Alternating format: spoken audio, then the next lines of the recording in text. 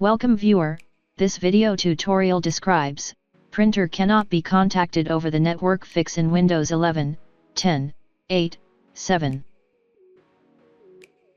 Type services in Windows search bar, click services.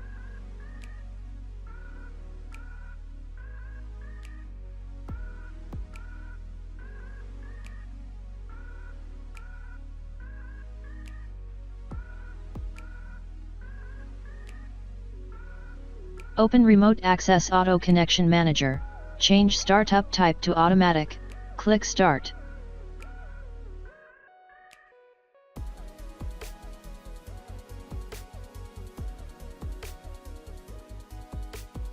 Click Log On tab, check this account, click Apply, click OK. Right-click, restart the service.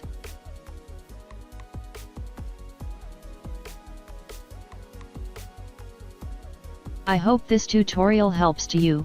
Please like, share and don't forget to subscribe our channel. Thank you very much. See you next video.